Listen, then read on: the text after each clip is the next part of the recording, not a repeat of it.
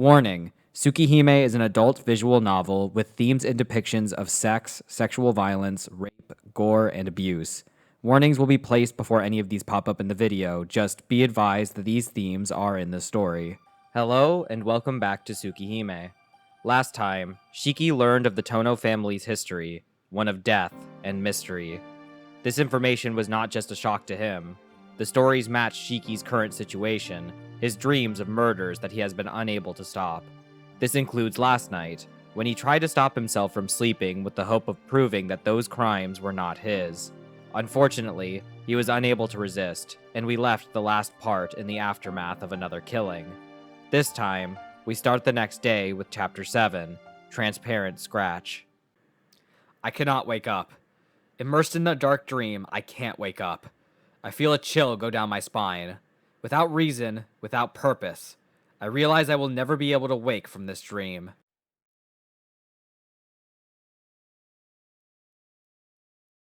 Shiki-sama, please wake up. You will be late for school. Huh? Hisui is in front of me. This is my room, and there is surprisingly great weather outside. Hisui? Good morning, Shiki-sama. You do not have as much time today, so please hurry to the sitting room. As usual, Hisui speaks in her detached tone. Oh. With that, everything disappeared. I embraced my recently awakened but still throbbing body. I feel relieved. The awful world I was in until just now has just returned into a dream. Thanks. If you hadn't woken me up, I might never have woken up. Shiki-sama? If you are not feeling well, please tell me so. No, that's not it. Morning, Hisui. I'm glad that you're here. Thank you very much, Shiki-sama. She blushes slightly and lowers her head. No, I'm the one who should be saying thank... It's past 7:30 already? Sorry, I'll get up, so please go wait in the sitting room. Yes, I will be waiting. Right as Hisui leaves the room, I change into my school uniform. Shiki quickly eats breakfast and parts with Hisui at the gate. He dashes for school and just barely makes it to class on time. The class is quite energetic due to tomorrow being a holiday, meaning no school. We time skip to the end of the day, and Shiki makes his way back home. He can only think about last night's dream, and he's frustrated that he couldn't stop himself from sleeping. He recognizes the clear problem of these dreams, but he takes some solace that at the moment he is still himself. His thoughts then turn to his father and to Kiha. My old man is my old man. I don't know about the Tono blood, but I don't want to become a burden on Kiha and the others while I'm sane. I have to try and act as normal as possible and try to find a way to solve all of this. Welcome back, Shiki-sama. As soon as I open the door, Hisui politely greets me. I'm back. I'll be in my room, so it's okay if you return to whatever you were doing. Thank you. I will return to cleaning the sitting room.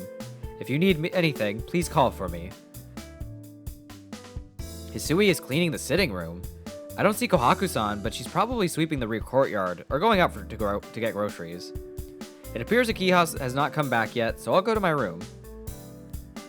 Putting away my bag, I change out of my uniform. I spend about an hour just sitting around in my room. All of a sudden, I hear a gurgling noise. It's not a strange noise or anything, it's just the sound of my stomach. That's right, I didn't really have a chance to eat since this morning. Not wanting to be late this morning, I was only able to eat just a little of what Kohaku-san made for breakfast. I thought about eating at the cafeteria, but I lost my appetite as soon as I remembered what I saw at the cafeteria yesterday. I wonder if I can get something to snack on before dinner. I really don't want to be a bother, but I'm really starving. Oh no. I should get Kohaku-san to make something or ask Hisui to make something. We don't know where Kohaku-san is, so I guess I'll ask Hisui. Nah, it's okay. Although I think she'll refuse, I wonder what will happen if I ask Hisui. Hisui's in the sitting room. I'm a little excited.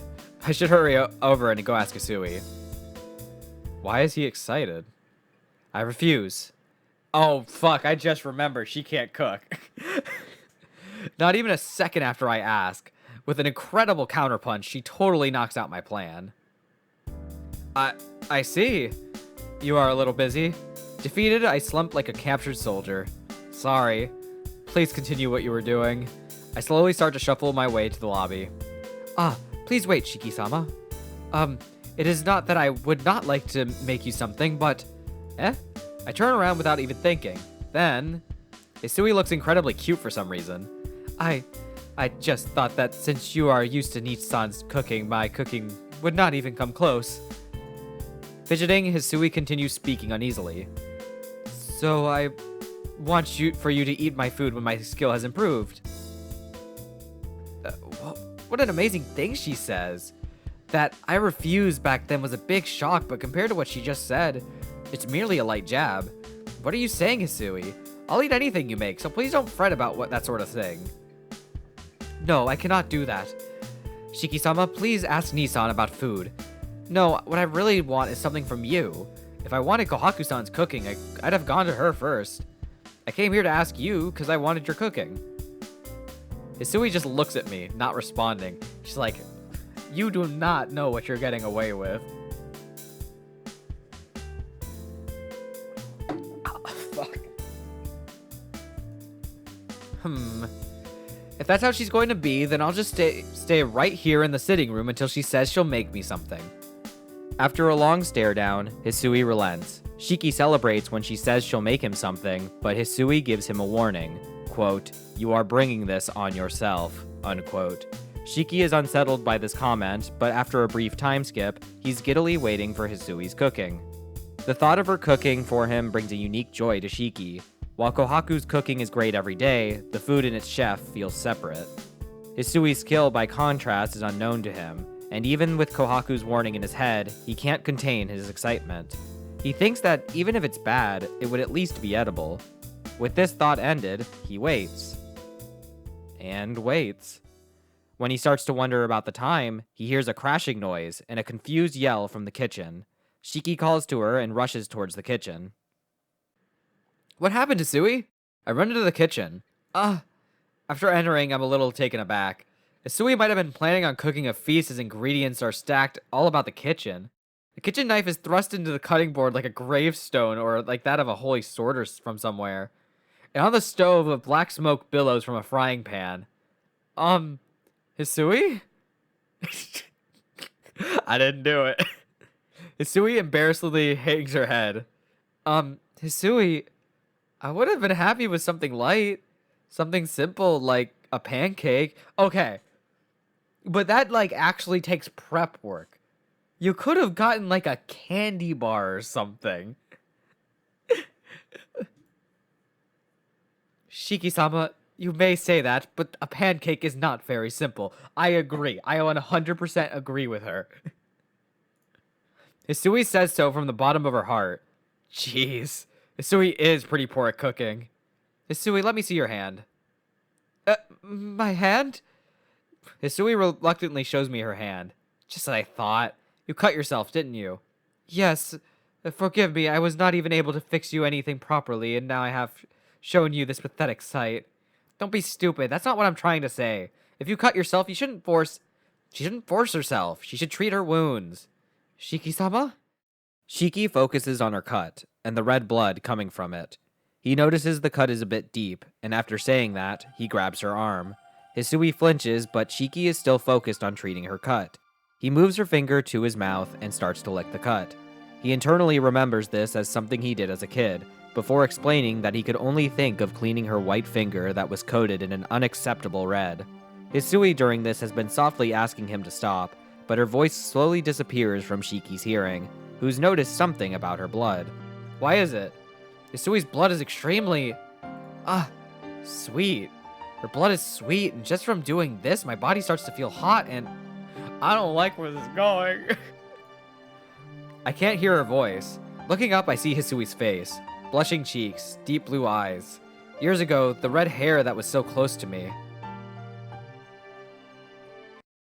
I pull back from Hisui. What was I doing just now? Hisui just hangs her head, not moving. Even though Hisui hates to be in contact with men, I licked her finger and I sucked her blood for a long time. I'm sorry. I shouldn't have done that. I really shouldn't have done that. It's not just in a dream anymore, is it? Enjoying sucking someone's blood, it's not just in my dreams. All you were doing was taking care of my wound. There is no need to apologize. No, I can't do it. I can't look at her face. The taste of her blood still lingers in my mouth. I can't forget the feeling of her fingers. I'm sorry. I know I asked it for it myself, but I'll be just fine without food. I'm going back to my room. Let me be by myself. Hisui doesn't say anything. Escaping from her wordless stare, I flee to my room. After dinner is over, I head to the sitting room to have some tea. Not that I'm in the mood to elegantly drink tea, but I can't exactly refuse Akiha and Kohaku-san's invitation. While drinking the tea that Kohaku-san made, I listen to the conversation between the two. Oh, by the way, Nissan, about the end of this year. And Akiha suddenly directs the conversation towards me. The end of the year? Aren't you thinking a bit about it a little early? It's only October. What are you saying? Pretty soon it will be November, and once it becomes December, it'll be the time for winter vacation already. It makes sense to plan this early. Well, I guess you're right. What do you plan to do? I usually just do the same old thing for New Year's. Yes, I've heard from Mrs. Arima that whenever you have a long holiday, you spend it at your friend's house. Akiha stares at me as if she wants to say something. Uh-oh. How does Akiha know about all those things? What's wrong with that? Well, what's wrong with that? Holidays are meant to be spent however you want, and I'm not being a burden to you all, so leave me alone. Oh my, Shiki-san, you're not going to take a trip? Now look, I'm only a student, so I don't have any money for a trip. Well, I do want to get a part-time job, but... Nissan, you would know what would happen if the eldest son of the Tono household goes out for a part-time job, right? Kohaku-san, I can't have fun like a high schooler with this evil teacher. Well, I suppose that can't be helped. But Shiki-san, you really don't want to go on a trip? I already made reservations for Akiha-sama, you, Hisui-chan, and myself. Reservations? Where? The hotel where we take our winter trip. Since you prefer Japanese things, we decided to keep our trip within the country, right, Akiha-sama? You're the one that said that, Kohaku. I just approved it. Akiha looks away. Yes, of course it was. So please, leave your schedule open for the end of the year, Shiki-san. Oh, Hisui-chan told me that if you go, she will go too. Do you understand? This would be the first time ever for Hisui-chan to go on a trip. She's always staying at the mansion and never goes out. It's a problem for you to say such a thing all of a sudden. Well, taking a trip as a family, I haven't actually done that before, so... What is it, Nissan? I won't force you, so if you have other plans, please just let us know. No, I'll come along. If I refuse your invitation, who knows what you'll do to me. I have been saying that this isn't my idea. I don't really care either way. Yeah, of course not. Anyway, thanks.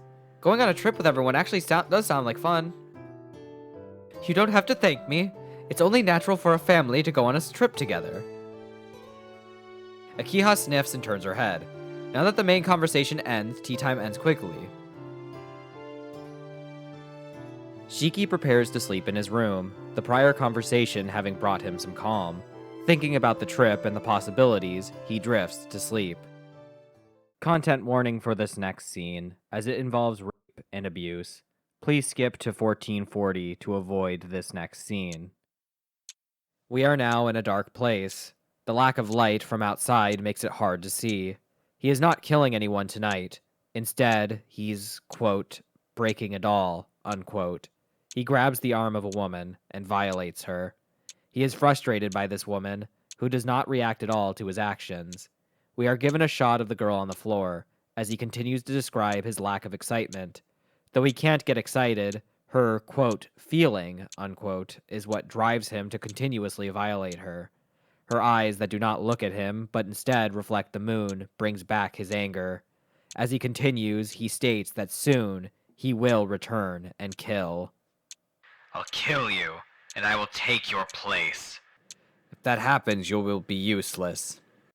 He breaks out into a fit of laughter, one that moves his whole body as he continues to violate this girl. With the pondering of whether this person is either Hisui or Kohaku, the scene draws to a close. This brings us to the end of the chapter, with a different, but still horrifying act being committed when Shiki sleeps. The person this time being both unknown, but for sure someone close, adds both fear and confusion to these dreams. Are these truly happening, or just a dream constructed of horrifying desire? With these questions in mind, we will be continuing with Chapter 8, Death. Shiki wakes up in a daze. It's 10 a.m. He remembers that he doesn't have school today, as it's a holiday. An image of the girl from last night flashes in his head as he gets up, and he quickly rushes to the bathroom to throw up. He recognizes how bad the dream was, one worse than his killing dreams. Not just Akiha, but now Hisui or Kohaku have appeared in dreams where he finds pleasure in their harm. He eventually is unable to throw up anything more, so he exits the bathroom and enters the lobby. Hisui is there, carrying a chair. Shiki calls out to her and he apologizes for waking up so late. She in turn apologizes for not being there when he woke up. As she bows, Shiki remembers last night's dream as he looks at her, and he feels guilty over it. After telling her that he is at fault, he says he'd prefer if she complained about it instead. Hisui is concerned by this, and realizing that his words are not helping, he moves the conversation to breakfast. Hisui says Kohaku has it ready in the kitchen, and Shiki apologizes for interrupting her as he heads for the dining room. I go back to my room, but I don't really have anything to do here. I've had my fill of sleeping. Thinking about what I should do next, I decide to walk around the mansion. I arrive at the lobby. For some reason, I aimlessly wander around the mansion to confirm my childhood memories. The hallway stretches quite a long distance. When I was a child, I believed this hallway would go on forever. The mansion seemed as large as a castle, and every day I would walk a bit around the mansion and would carve my name on the walls, the pillars, or the floor. Carve? He doesn't mean like drawing on it. Is he actually like taking a knife and just carving his name into random parts of the drywall? That must have been awful to clean. It was a sort of game I would play with Akiha to see who could take over the mansion. Saying that wherever we put our names became our territory, the two of us walked around the mansion carving our names here and there. Here, on the handrail of the stairs is carved the name Shiki in all caps. It was probably because of these games that my old man forbade us from playing inside the mansion. Anyway, if I look closely, I can see both mine and Akiha's name all over the place. That's cute. I go outside. Come to think of it, most of the time we spent playing was in the garden. Since Akiha was obedient to the old man, unlike me, she would only play outside for about 30 minutes a day. And still, she usually just stayed behind us, watching and listening. But she would energetically run out with us and compete with us in whatever games we would play. Perhaps her personality stems from those times? She might have suppressed herself in front of the old man. On the walls of the mansion, the carved names appear again. Shiki, Shiki, Akiha, Shiki in all caps, Akiha, Shiki in all caps, Akiha, Shiki, Shiki, Shiki in caps, Shiki. The ratios are like that, and the name Shiki in all caps appeared far more times. I suppose Akiha was just a girl, so she couldn't keep up with a boy. Kohaku-san? As I come to the backyard, I see Kohaku-san's figure from behind. She hasn't noticed me. I don't know what she's doing, but she disappears into the forest. Huh? A bit curious, I follow her from a slight distance. And where Kohaku-san headed to, there seems to be a small clearing. There's a clearing here? Tilting my head to the side, I try to remember, but for some reason my memory is a bit vague. In the forest of the mansion, I can see a clearing as if the trees were cut there. No, can see is not quite right. If you walked by normally, you'd probably never notice it.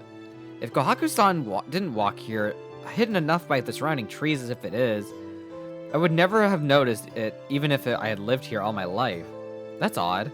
I don't remember a clearing ever being here. Actually, that's kind of interesting. This seems like it's playing out very similarly to how I think Chapter 8 of the last one also was something like this. To say the least, I don't remember ever playing with Akiha in the clearing. I feel like I've never been there before. After thinking for a bit, I decide to go into the clearing. The clearing doesn't strike me as anything out of the ordinary. There's no sign of Kohaku-san, who entered before me. As Shiki questions this hidden space, he is assailed by memories of a summer day, one that brings a painful feeling to his chest scar.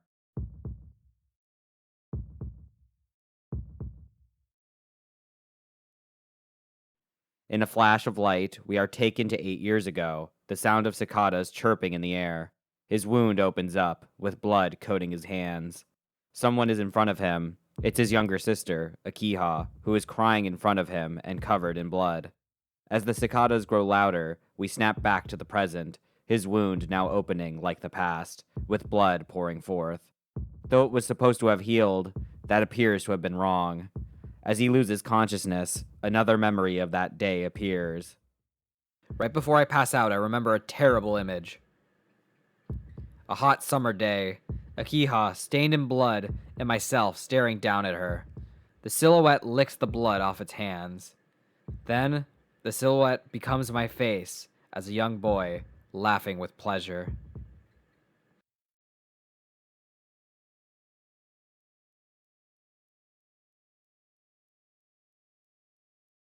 God. I can hear voices talking.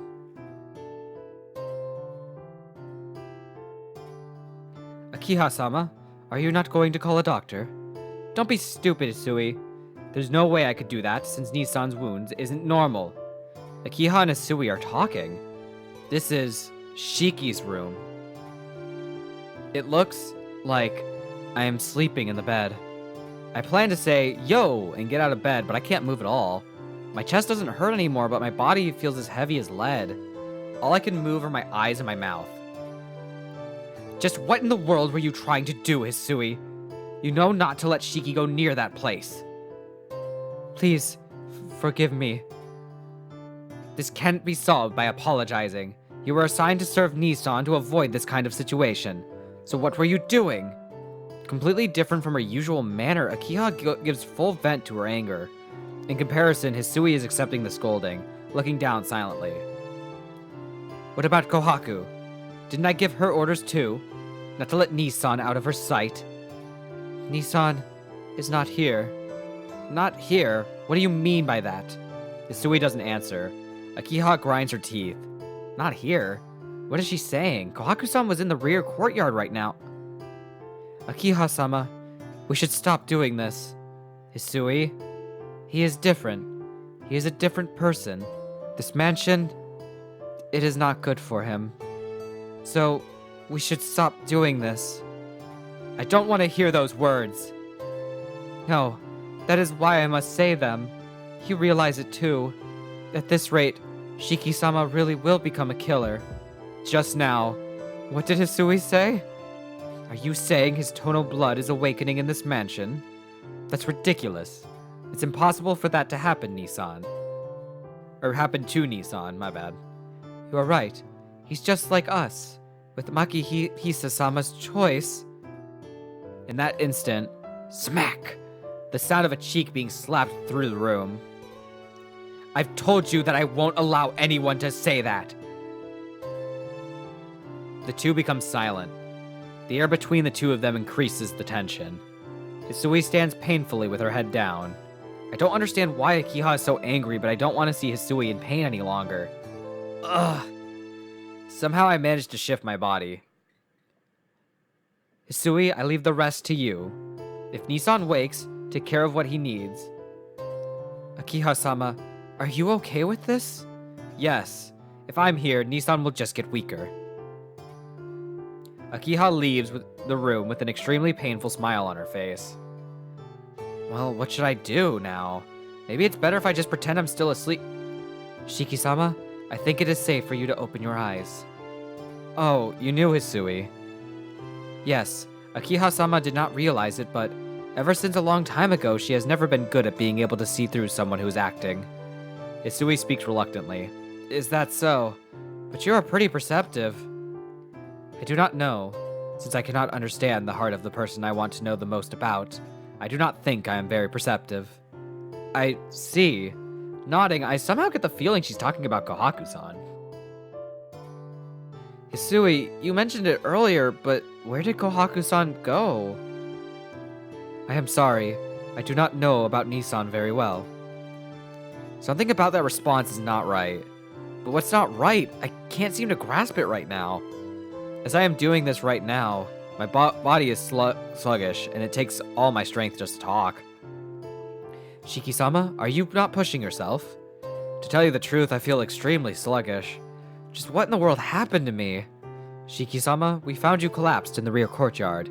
It did not seem like your normal anemia, so we contacted Akiha-sama and brought you to your room. Collapsed? In the rear courtyard? The white summer sunshine and the voice of cicadas. I remember.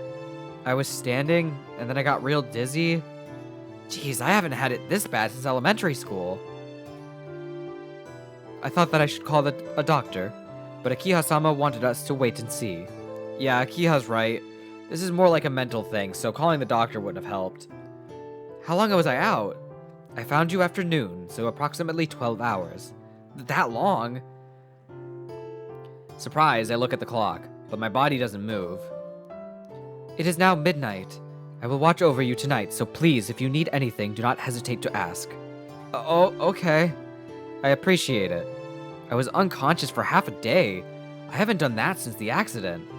Furthermore, after sleeping for so long, my body is still wanting more sleep. I'm sorry. I'm so sleepy. Then please, get some sleep. I will be in the hallway, so if anything happens, I will be there. What are you saying? I can't let someone taking care of me wait out in the hallway. I have to ask, Hisui, you stay right here. Damn it, I can't continue. It's as if I'm falling into a tank of water. My consciousness ceases abruptly.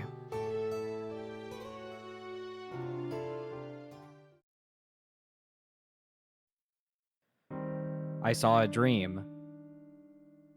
It was a dark night. In the middle of the night, I thought I heard a noise, and I woke up. The tatami room was otherwise empty. It seems at some point all the adults went outside. I was a little uneasy all by myself. I went outside to the garden to see where they went. The night itself feels frozen by the winter cold. My breath hangs white in the air. The garden is cold, but at the same time, the sky was beautiful. The expression freezing cold seems to have been made up just for this winter night. The cold stars, the deep darkness. Illuminating this world is the lifeless moonlight.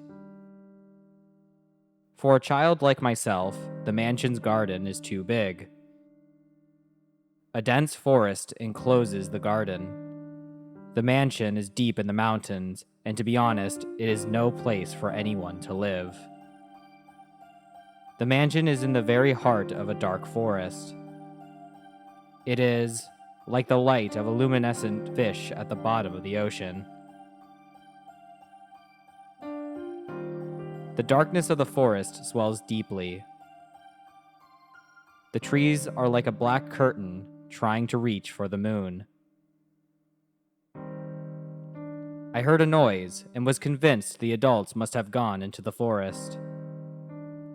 I enter the forest. Not even a single ray of light exists in this darkness. Unable to even see my own body, I walk towards the sound. It's just cold. Even my eyes become numb. I feel as if someone is calling my name. A reed warbler's cry. The swaying grass. There, I met a red demon. The demon does not seem to be interested in me. At the same time, I am not concerned with the demon either. Crimson, red, vermilion. I walk past the field that has turned into a crimson sea. The trees part into a clearing. There, the scattered corpses of all the adults are littered all over the ground. The dark ground is bathed in a poisonous red, as if the entire world was bleeding. That is, in the middle of the bleeding earth, the enemy that slaughtered the adults is standing there. The very first nightmare. The enemy approaches to kill even me. My mother dies, protecting me. Blood splatters onto my face. In the middle of this frigid night, that warmth, the first hated color. The claws of the enemy pierce my chest. Maybe I was numb from the coldness. I didn't really feel much pain. I look up at the heavens. The whole world starts to melt away. There, the unchanging pale darkness. How beautiful. The ephemeral glass moon. Ah, I didn't realize it. Tonight, the moon is so beautiful.